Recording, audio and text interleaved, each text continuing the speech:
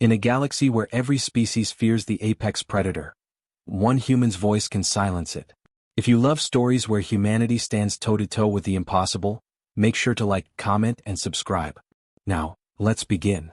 The Grand Hall of the Galactic Council had never known silence like this. The air was thick with the scent of ozone and fear, as 100 alien delegates held their breath and dared not blink. Beneath the shimmering vault of the chamber, a figure was being dragged in, massive, restrained, every step a metallic quake that echoed through the marble floor. The apex predator of Nithra, designation Virun, had been captured. 6 plasma-bound restraints coiled around its obsidian limbs, glowing blue against scales that rippled like living armor. Its head brushed the chamber's banners as it passed, eyes burning like molten gold. Even shackled, it radiated a kind of presence that shredded courage. Creatures bred for war trembled. Entire races who'd fought galactic crusades took one look and remembered what it meant to be prey. High Chancellor Velsar rose from her dais, her voice fracturing slightly through the amplifiers. The predator will not be harmed, yet. We bring it here to assess the risk of its continued existence. Containment has cost 3 dreadnoughts and 12 fleets.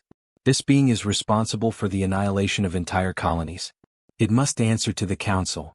The thing did not move. Its breathing was the only sound. A slow, guttural rumble that seemed to come from the bones of the station itself.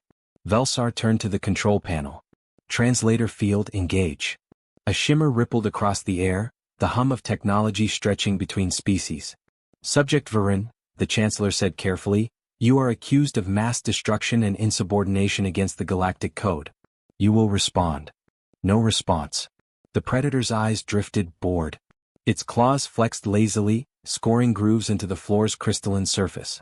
One of the aides whispered nervously, perhaps the translation matrix is incompatible. It understands, Velsar snapped. It just doesn't care. That was when Virun moved, barely.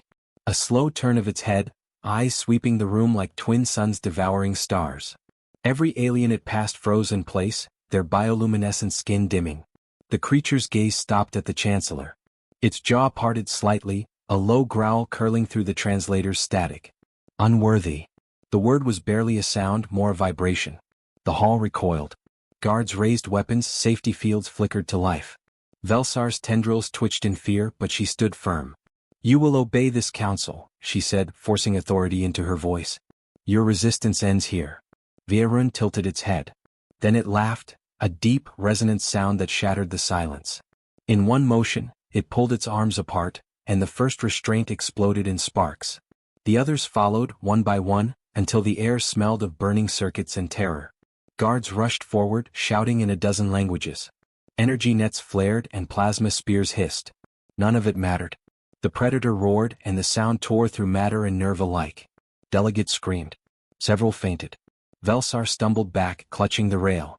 Then, without warning, the beast stopped. The echo of its roar still trembled in the hall, but Virun stood utterly still. Its nostrils flared as if catching a scent. Slowly it turned toward the chamber doors. A deep chime resonated through the hall. The doors parted. A human walked in. He wasn't armored. No guards flanked him. His uniform bore the emblem of Earth's diplomatic corps, though it looked more worn than ceremonial. Captain Reese Calder, broad-shouldered, lean, eyes steady with that disarming calm that humans seem to wear like armor. His boots clicked softly against the polished floor as he entered, the only sound in the aftermath of chaos. Whispers rippled through the council. What is that creature doing here? Human? They're not authorized at this level. Evacuate the chamber. Reese ignored them all. His gaze never left the predator. Virun's chest expanded, a low rumble building in its throat. The guards aimed weapons, but the human raised a single hand and, strangely, they hesitated. He stopped a few meters away from the creature that had just dismantled a council fleet and met its gaze without blinking. For a heartbeat, the universe seemed to hold its breath. Then the predator moved again, slowly, deliberately, and lowered itself to one knee. A sound escaped the council. Not fear this time, but disbelief. Velsar's voice broke through it, thin and disbelieving. What is happening? Reese didn't answer her. He stepped closer until the predator's shadow swallowed him whole. The creature bowed its head, one massive claw resting against the floor beside him, a gesture that no being had ever seen from the apex breed. Reese reached up, touched the side of its scaled neck and spoke, quietly like a man greeting an old friend. Easy. I'm here. The predator exhaled, a sound that was almost relief. Velsar stammered, What trick is this? Some kind of phenomenal control? A human technology? Rhys turned his eyes toward her. They were calm, but there was something in them that silenced even her, the kind of steadiness that made predators hesitate. No trick, he said. You've been shouting at him since you dragged him in. No one ever thought to speak. The hall buzzed with disbelief. You're telling us it listens to you? An ambassador hissed. Rhys shrugged faintly. Listens, yes. Obeys? Only if I make sense. A murmur rippled through the council chamber. Decades of fear, power, and control suddenly felt fragile. The galaxy's most dangerous creature, brought low not by force or fear, but by a human voice. One of the youngest, least influential species in the known universe, holding the attention of the ultimate predator. Velsar's composure cracked. You will explain, she demanded. Now, what have you done to it? Rhys studied the Chancellor for a long moment. Nothing. That's the point. You expect us to believe. I don't expect anything from you, Rhys said evenly. But I'd recommend lowering your weapons. He doesn't like being surrounded. As if to confirm the statement, Varun's golden eyes narrowed at the circle of armed guards. Their shields flickered uncertainly. The Chancellor gestured frantically for them to lower their aim. Captain, she said, her tone laced with suspicion, how long has this association existed? Since the war on Alder IV, he replied. You deployed him against us, remember? Yes. That campaign had been one of the most brutal in modern history. Entire continents had fallen when the predator was unleashed. No human had been reported to survive the encounter. Yet here one stood. Velsar's expression twisted. Impossible. No one survived that slaughter. Rhys's mouth curved in something that wasn't quite a smile. That's what I thought too. The hall fell silent again, a vacuum of disbelief. The Chancellor looked at the predator, kneeling, silent, its breathing steady, and back at the man who stood beside it, unarmed.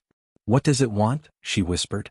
Rhys's answer was quiet but carried to every corner of the chamber. Freedom. Same as anyone. The word struck deeper than blaster fire. Freedom. The concept was almost blasphemous in the council's chamber, where power was measured by who controlled whom. Varun shifted, rising to its full height, but its head stayed bowed toward the human. The gesture wasn't submission, it was something older, more primal. Recognition. Velsar's tone faltered. And you, control it? Rhys looked up at the creature towering over him, then back at the sea of fearful faces. No. I earned his respect. The Chancellor's mandibles tightened. Respect is not protection. You've brought a weapon of extinction into the heart of civilization.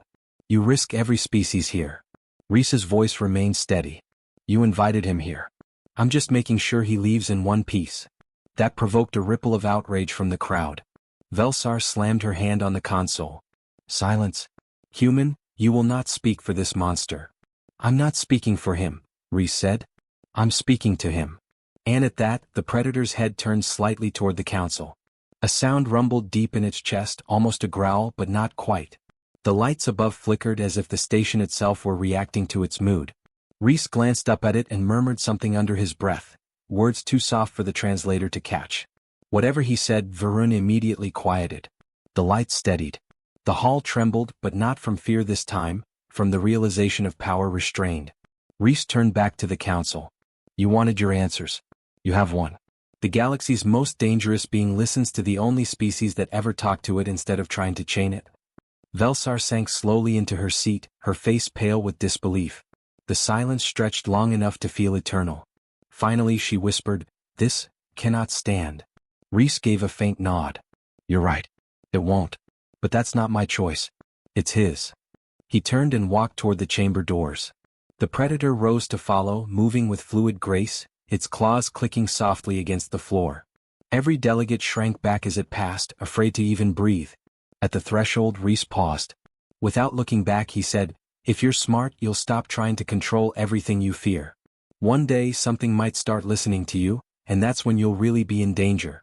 Then he stepped through the doors and the beast followed him into the corridor, vanishing into the light. Behind them, the council sat in paralyzed silence. The echoes of their departure lingered in the vaulted chamber, proof that for the first time in galactic history, power hadn't been decided by strength or fear, but by a human's calm voice. And somewhere deep in the hall, Velsar whispered to no one, What have we unleashed? The jungle burned around him. Reese remembered the sound before he remembered the fire, the deep, bone-vibrating hum of orbital bombardment flattening everything that wasn't already ash.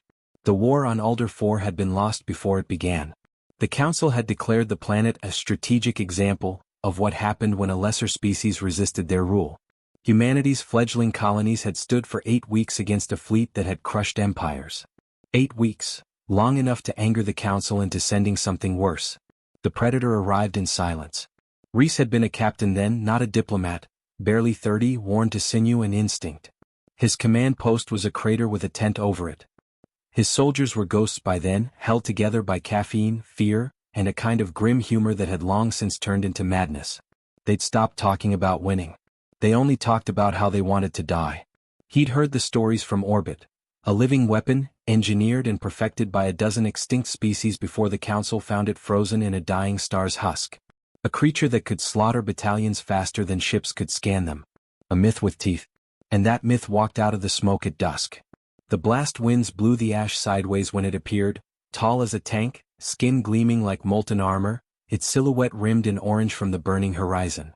Reese had seen monsters before, artillery mechs, biological horrors unleashed in war, but nothing alive had ever looked so deliberate. The creature didn't run. It advanced as though time itself moved out of its way. Reese ordered his last 3 soldiers to fall back, but they didn't move. One whispered a prayer. Another aimed his rifle and fired until the weapon clicked empty. The shots ricocheted off the creature's chest, harmless. The 3rd soldier turned to run. He didn't get far. The Predator struck once. A blur. Flesh met steel. Then there was silence. When the smoke cleared, Reese was alone. He had nothing left to fire. His comms were dead. His arm was broken. And still he stood, not because of courage had left him days ago, but because he was too tired to kneel. He watched the monster approach, its eyes like twin suns, and wondered if death could be that beautiful. It stopped in front of him. The air trembled with its breath. It studied him, head cocked, like a biologist curious about a dangerous insect. Then its claws extended, slow, deliberate, each one gleaming with residual heat. Reese remembered saying, "Go on then." His voice surprised even him. It was quiet, almost bored. "Go on." Everyone else ran or begged. "I'm not going to do either." The creature tilted its head. "Do you even know why you're killing us?" he asked. His throat was raw but the words came out steady. "You think they'll thank you for it? You think they see you as anything more than a weapon?" The Predator's nostrils flared. It growled low warningly. Reese didn't move. "You don't have to do it," he said softly. "Not because I'm special. Because you are. You can stop." The words hung there between them, ridiculous against the backdrop of a burning planet. The creature's claws hovered at his throat. He could feel the heat radiating off its body, smell the metal in its breath. Then something changed. The Predator's head dropped slightly. Its claws drew back. It didn't speak, it couldn't, but its breathing shifted. Slower. Uncertain. Behind it, the sky split open with the glow of a descending Council gunship. The handlers. The ones who thought they owned it. Through the smoke, Reese saw the control pylons in their hands, the resonance rods that emitted the subsonic commands that drove the beast insane. The aliens aimed them toward the Predator, ready to punish hesitation. Reese didn't think. He stepped forward, shouting over the roar of fire. "They don't own you." The handlers activated the pylons. The sound was felt more than heard, a painful vibration that turned bones into tuning forks. The Predator staggered, clutching its skull, snarling in agony. Reese grabbed a fallen rifle, fired at the control rods, missed, fired again. One of the pylons cracked, sparking, but the others held. The aliens shouted in panic, calling for extraction. The Predator turned toward them and for the first time Reese saw rage, not the programmed bloodlust of a weapon but pure, personal fury. It roared and the world seemed to fracture around that sound. The handlers died before they could scream. When the dust settled, the gunship lay in twisted metal. The resonance pylons burned in the mud. The Predator stood above the wreckage, chest heaving, covered in blood, none of it its own. Reese waited for it to turn on him. Instead it dropped to one knee. Not in submission. In exhaustion. He lowered his rifle. "You're free now," he said. The creature looked at him as though weighing the truth of the words. Then, without a sound, it walked away into the firelight. That should have been the end of it. But when the rescue fleet arrived weeks later, they found him alive, and not alone. The Predator was camped just beyond the perimeter, watching. It didn't approach the medics, didn't attack, only waited until Reese was aboard before vanishing into the mountains.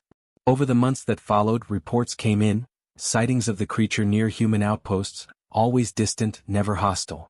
Reese, recovering in orbit, began to dream of it, or maybe remember it. He wasn't sure. The doctors called it post-traumatic bonding, a delusion born from stress. He didn't argue. He knew what he'd seen. Years passed.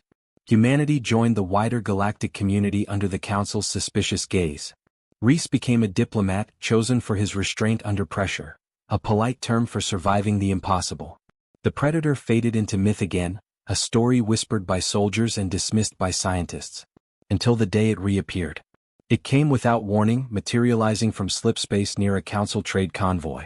The escorts opened fire before it even broadcast a signal. The thing didn't retaliate, it simply destroyed the attackers and vanished. The Council panicked. They wanted to find whoever it might respond to, and the name Reese Calder came up in their archives. They called him back. And so, the man who had once faced the apex predator on a burning world was summoned to stand before it again. This time not as prey, but as the only being in the galaxy it had spared. In the aftermath of the Council chamber incident, Reese sat in a glass-walled observation room surrounded by too many eyes. Velsar herself hovered outside the barrier, her voice filtered through the intercom. "We have records of your encounter," she said, "but we require explanation. Why does it obey you?" Reese watched Viren through the glass.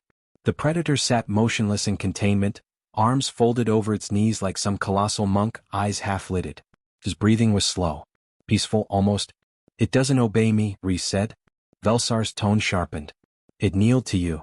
"It kneeled," Reese said quietly, "because it chose to. That distinction is irrelevant to the Council. It's everything to him." Velsar's mandibles flared in irritation. "Do not romanticize a weapon, human. It exists to kill."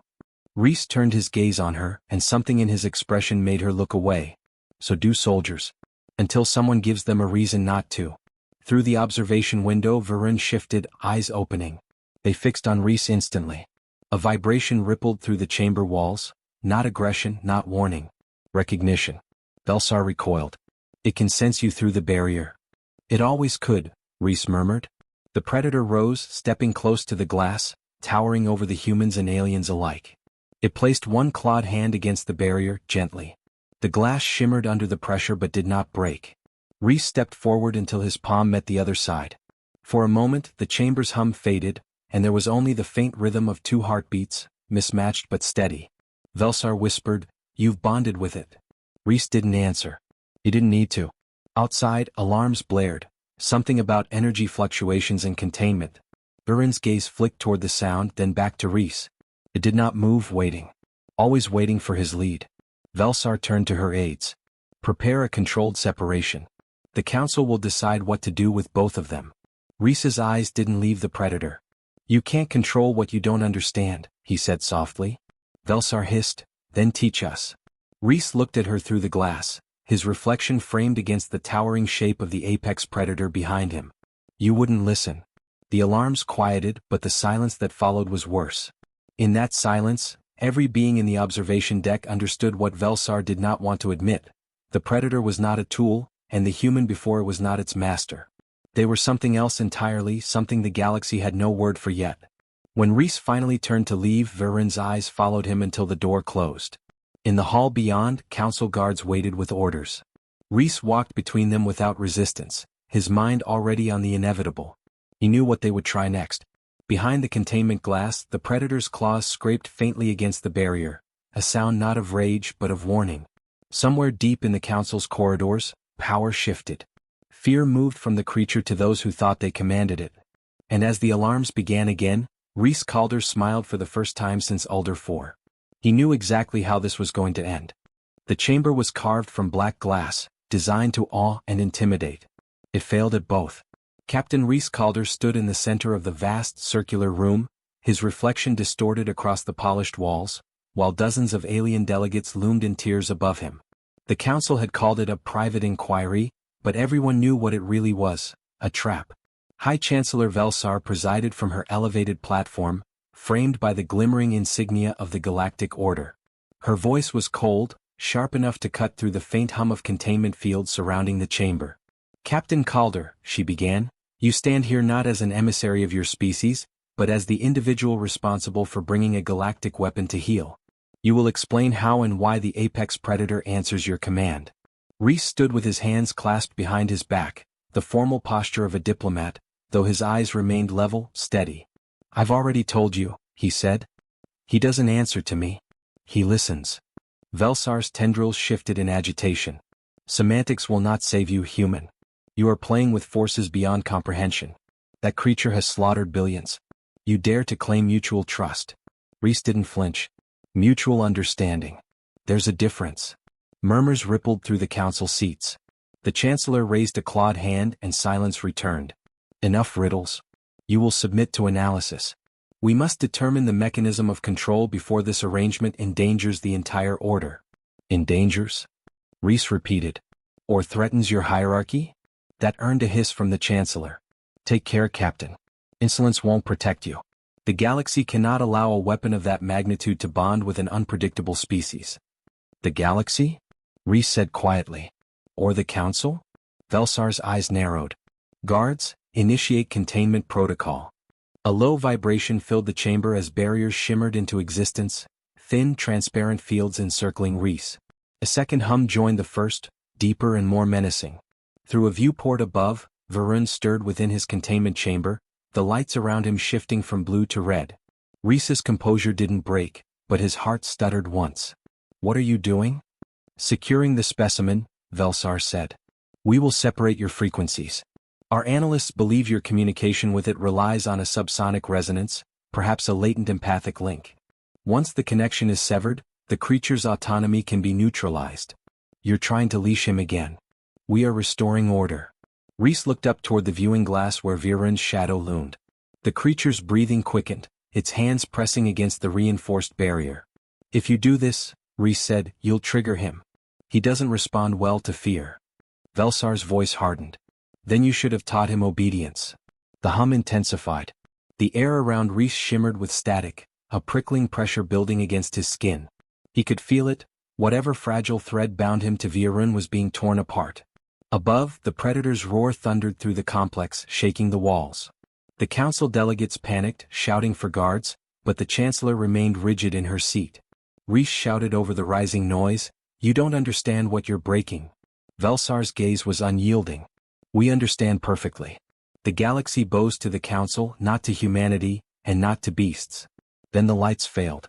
The containment fields flickered, then shattered in a rain of sparks. Through the fractured viewport, a blur of motion filled the upper chamber. Alarms screamed. Massive claws tore through alloy plating as Varun descended like an eclipse of muscle and fury, landing on the council floor with a crash that made the very air quake. Delegates fled in chaos. Soldiers fired containment rounds. Their plasma bolts fizzled harmlessly against the predator's hide. Velsar screamed orders, but her voice was lost under the roar that followed, a sound that seemed to come from the marrow of the world. Reese ducked as debris rained from the ceiling. Varun turned, eyes blazing, scanning for him. For a moment it didn't see the man, only the threat, the pain, the betrayal. The monster's claws flexed, every instinct demanding retribution. Reese stepped forward. Varun. His voice cracked through the chaos. Look at me. The creature froze, chest heaving. Its head turned, golden eyes locking onto the humans. Reese raised his voice again, calm but unyielding. Stand down. The words echoed, soft yet absolute. Varun's body trembled, the muscles rippling beneath its armor-like skin. The council guards held their breath, fingers tightening on triggers. Then, slowly, impossibly, the predator sank to one knee. The silence that followed was heavy, disbelieving. Smoke curled through the air. Half the chamber was rubble. Velsar stared down at the human, her voice barely a whisper. How did you do that? Reese turned to her, dust streaking his face. I didn't. He chose to stop. That thing doesn't choose, she hissed. Maybe not for you. Her expression hardened, a blend of fury and something colder, fear. This display confirms our worst fears. Humanity cannot be trusted with power of this magnitude. You will both be contained until further notice. Reese exhaled slowly. You can try. Guards. Energy nets flew, wrapping around his arms. He didn't resist. Above, Varun tensed again, growling low, but Reese shook his head once. The creature obeyed, though its claws dug furrows into the floor. As they bound him, Rhys said quietly, "You can't win this way. Fear doesn't hold forever." Velsar leaned close, her voice a venomous whisper. "Perhaps not. But it holds long enough." They dragged him toward the exit, the chamber still echoing with distant alarms. Behind him Varun's roar rose again, this time not of fury but of frustration. The guards activated new containment fields around the beast, reinforced with multiple resonance barriers. Its form blurred behind the shimmering energy, like a storm trapped in glass. In the corridor beyond, Rhys caught his reflection in the mirrored walls, bruised, restrained, but still calm. The guards marched him past screens displaying feeds from other sectors of the station. Power rerouting, security lockdowns, containment failures. He realized then that the council wasn't afraid of Virun destroying them. They were afraid of what it represented. In the observation gallery above, Velsar watched the chaos unfold. Her advisors crowded around her, their voices trembling. "We can't hold it, Chancellor," one stammered. "Containment is unstable. The energy readings." "Then double the output," Velsar snapped. "Triple it if necessary. I want that monster restrained before it takes another step." "It's reacting to him," another whispered, gesturing at the monitor showing Rhys's capture. "Every time he's moved, its vitals spike." Velsar's tendrils quivered. "Then remove him from its proximity." "Ma'am," the aide said softly, "that might do it." Back on the main floor, Rhys was shoved into a lift descending toward the lower decks. The metallic hum grew louder the deeper it went, a mechanical heartbeat beneath the structure. He could feel the weight of the council's decision pressing down on him. They weren't done experimenting. They would tear apart both him and Virun in the name of understanding. When the lift doors opened, Rhys was met with sterile light and the smell of ozone. Scientists and guards waited by a new containment ring, a perfect sphere of energy designed to neutralize biological resonance. "Captain Calder," a technician said nervously, "please step forward. This is for your safety." He almost laughed. Whose safety exactly? Before the technician could answer, the station shuddered. Sirens blared again. Somewhere above, something vast and furious struck the containment dome. Cracks spidered across reinforced glass. The guards turned, weapons ready. Rhys closed his eyes for a moment, hearing through the noise something deeper, the faint echo of a growl that resonated not in his ears, but in his chest. The link wasn't gone after all. Distant but alive. He smiled despite the cuffs biting into his wrists. When he opened his eyes, the lead scientist was shouting, "Containment breach in upper sectors. The apex unit is." The room plunged into darkness. Emergency lights flickered red. "Heading here," Rhys finished quietly. The doors at the far end of the chamber tore open.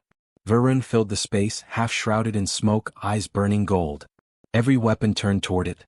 Rhys met its gaze and shook his head once. The predator halted. The guards hesitated, waiting for orders that didn't come. For one fragile heartbeat, everyone stood motionless, predator, prey, and those who still pretended they knew which was which. Rhys spoke into the silence. "You see it now, don't you? You can't command him. You can't even comprehend him. You've built an empire on fear and you can't imagine anything else." Velsar's voice crackled over the intercom, shaking with fury. "You will not lecture us, human. That creature is free," Rhys interrupted. Virun moved then not to kill but to protect. It stepped between Rhys and the armed soldiers, towering, its body shielding him completely. The council guards faltered. "Captain Calder," the intercom hissed, "stand down or we will fire."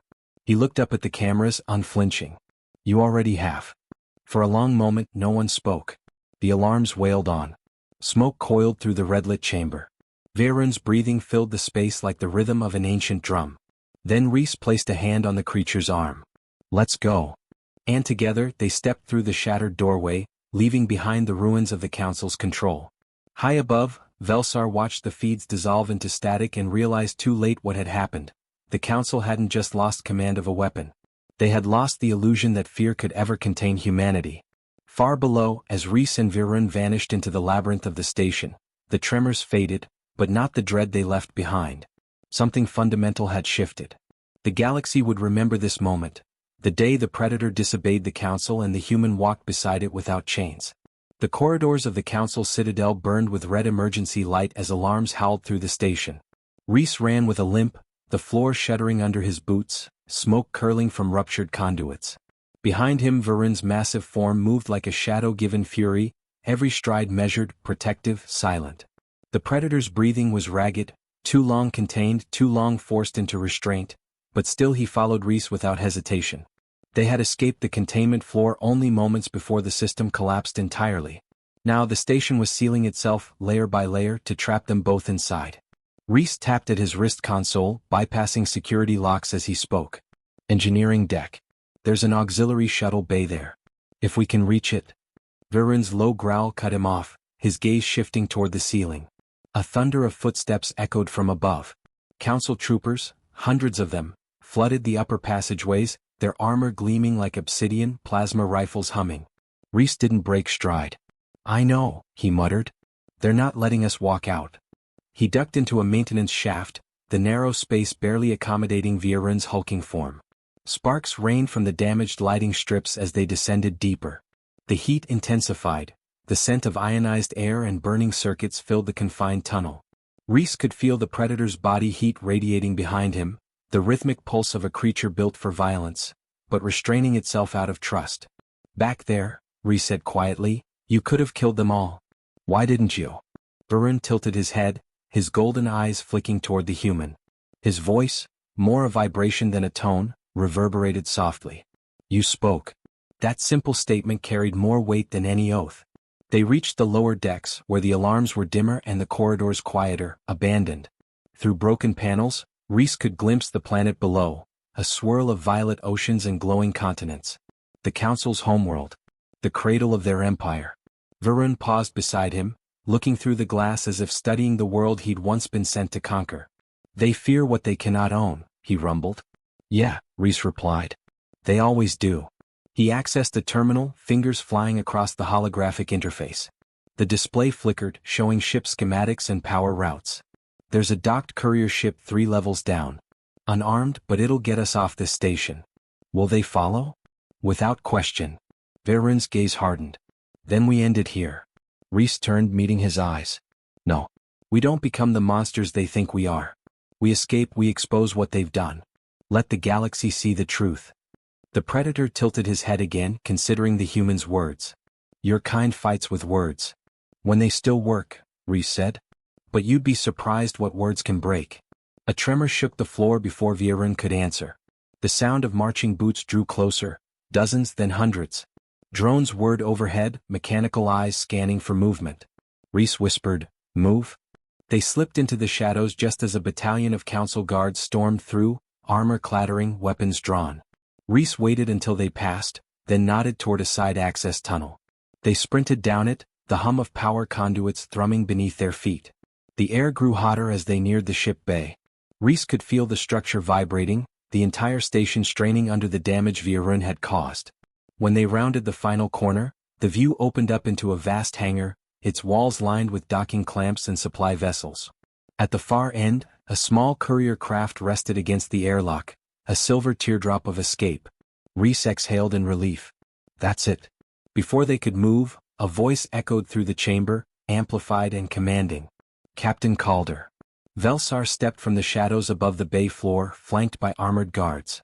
Her robes were torn, her features streaked with dust, but her authority remained unbroken. She stared down at him with cold fury. "You've caused enough chaos for one cycle. Stand down and your species might survive what comes next."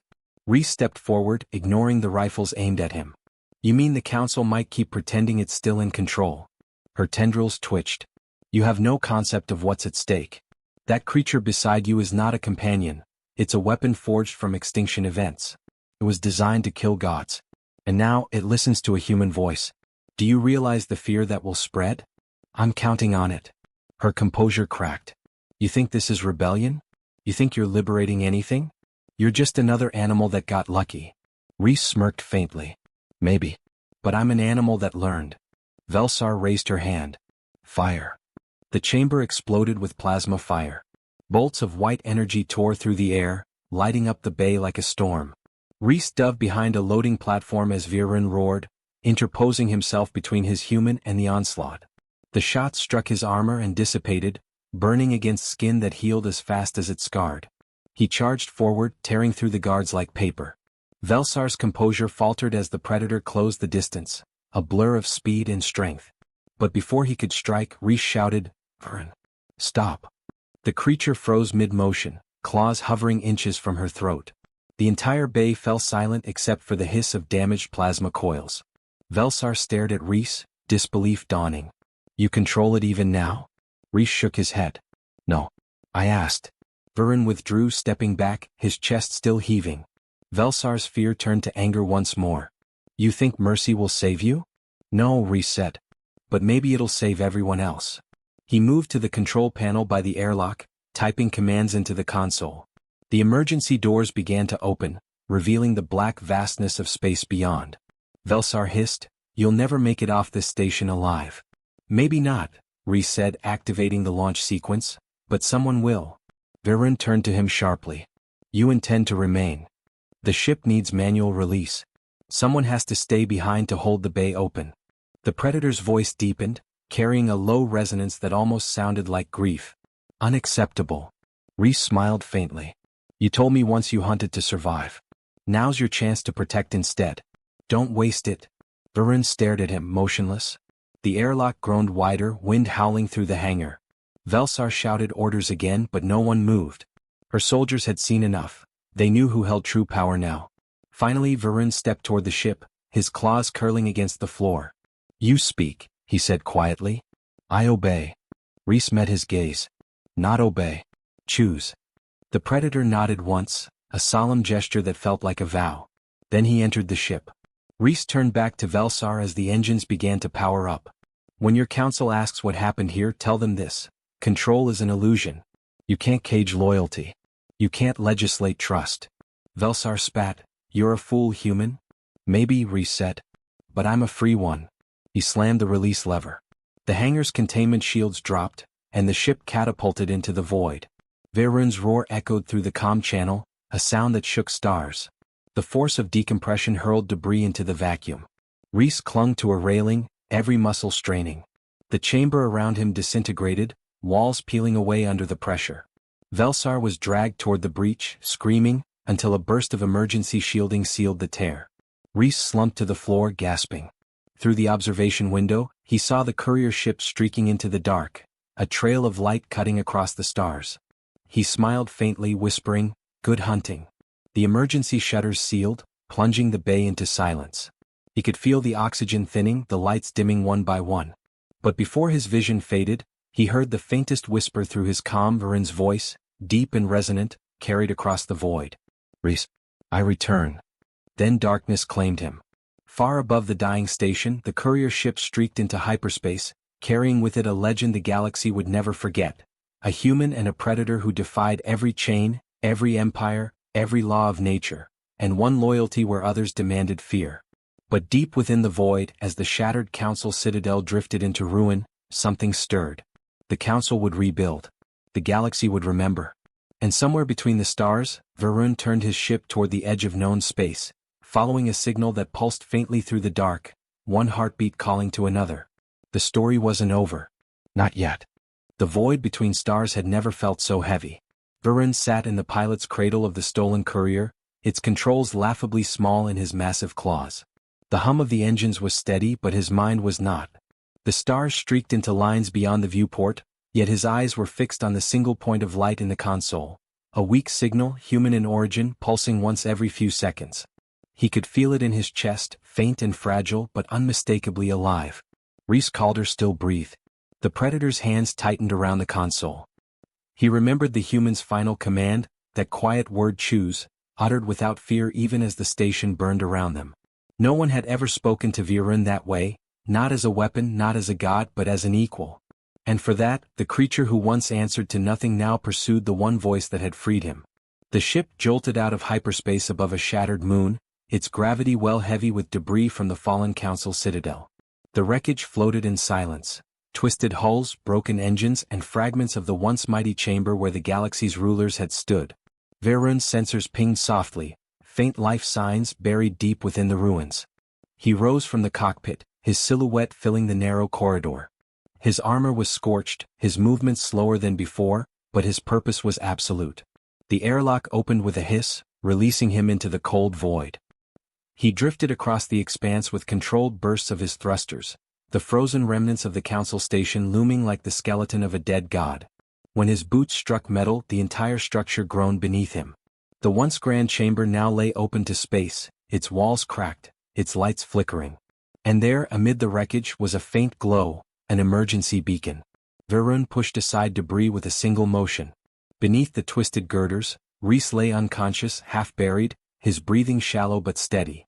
His face was pale, the edges of his uniform charred, but he was alive. The predator knelt beside him, claws trembling as he reached out. His voice came low, a growl softened to something almost human. "You spoke. I came." Rhys stirred. His eyelids fluttered, unfocused, until he saw the massive shape looming over him. "You came back," he rasped, his throat raw. "You called?" Varun replied simply. Rhys tried to sit up, but pain lanced through his ribs. Varun steadied him gently, massive claws careful not to crush. The human let out a shaky laugh that turned into a cough. "Guess you didn't listen when I said go." "I chose otherwise," the predator said, voice rough but steady. Rhys smiled faintly, eyes flicking to the ruined chamber around them. "Looks like the council's finished." Varun glanced at the wreckage. "No empire dies quietly." He was right. Even as they spoke, the faint pulse of engines echoed through the void. From the darkness beyond the debris, a fleet emerged, sleek ships bearing the insignia of the Galactic Council. Survivors. Reinforcements. The Empire wasn't dead, it was wounded and enraged. Rhys's breath caught. "They tracked you." "They tracked you," Varun corrected, eyes narrowing. "They want what cannot be caged." The ships began to circle, weapons charging. Through the fractured window, blue light illuminated the ruin, casting long shadows across the chamber. Rhys felt the vibration through the floor, target locks primed. "They'll destroy the whole site," he said. Varun stood, towering against the glow of the enemy fleet. "Then they will try." He turned toward the opening, armor plates shifting as energy crackled along his claws. His body thrummed with restrained power, the kind that once erased civilizations. Rhys forced himself to his feet, wincing with every breath. "Varun," he said, voice firm despite the pain, "don't." The predator glanced back. "You would stop me again? You kill them, they'll only prove themselves right, that we're monsters, that trust is weakness. Don't give them that." For a long moment, the two stood in silence, the human broken but unyielding, the beast torn between instinct and something greater. Then Varun spoke quietly. "They will not stop." "Then we make them see," Rhys said. "Not with destruction, with choice." The predator studied him, eyes narrowing as if weighing the impossible. The fleet outside adjusted formation, lining up for the final strike. Time was slipping away. Rhys limped toward the nearest console, tapping into the wreckage's remaining power. "If I can get a signal through, I can broadcast everything, the council's experiments, the recordings of what they did to you. To every system, every channel. They can't erase the truth once it's seen." "You cannot reach the relay before they fire," Varun warned. "Then you'll have to buy me time." Varun turned slowly toward the approaching ships, his claws flexing. "Time?" he echoed. The first volley struck. Explosions tore through the wreckage, sending shards of metal flying. Rhys ducked behind the console as sparks rained from the ceiling. Varun roared, a sound that rolled across the void like thunder. Energy surged from his body, a halo of crimson light that rippled outward, forming a barrier between the ruins and the fleet. Plasma fire slammed into it and dispersed harmlessly, scattering across the dark like starlight. Rhys's fingers flew across the cracked interface. The console flickered, sputtered, then stabilized. Come on, he muttered. Data streams filled the display. Council archives, restricted logs, recordings of Varun's captivity and the human experiments that followed. Every secret, every sin laid bare. Outside, the predator stood at the edge of the ruins, his form glowing brighter with every impact. The energy field wavered, cracks of light spreading like veins. He was burning himself out. Almost there. Rhys shouted. Just a few seconds more. Varun gritted his teeth, forcing the barrier to hold. His vision blurred. The cold of the void seeped into his bones, but he stayed, because the voice he had chosen to follow had asked him to. The broadcast uploaded with a blinding pulse. Every channel across the galaxy flickered, replacing normal transmissions with footage of the Council's crimes. Billions of beings watched in silence as the truth played out, the screams, the cages, the experiments that had turned a living god into a weapon. Then, at the center of it all, came the final image. A human standing before the beast, speaking softly, and the beast kneeling in response. When the upload completed, Reese slumped against the console, gasping for air. "It's done," he whispered.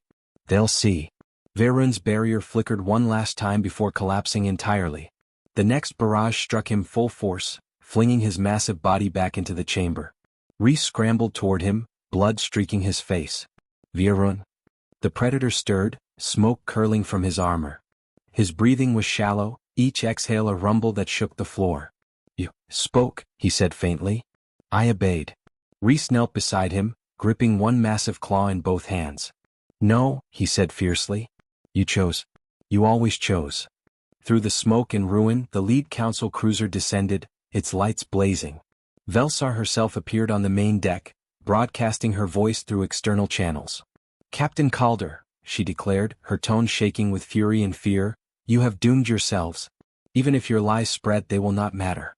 History is written by survivors, and you will not be one." Reese stood slowly, meeting her gaze through the shattered viewport. His voice was calm, almost soft. "You're right about one thing." He pressed his hand to Veyron's chest plate, activating the emergency jump beacon linked to the courier ship still in orbit. "We won't be the ones who write it." The beacon flared, enveloping them both in light. Velsar shouted, "No!" The chamber vanished in a pulse of energy. The council's volley struck empty space. Moments later, the wreckage of the citadel imploded, scattering debris into the endless dark. Far away beyond the system's reach, a streak of blue light reappeared in the void. The courier ship's transponder blinked faintly. Inside, Reese lay unconscious in the co-pilot's seat, his vitals weak but steady. Veyron stood beside him, his massive frame hunched from exhaustion but alive. Through the viewport, the stars stretched endlessly. The galaxy burned with questions, rebellion, and hope. The broadcast had changed everything.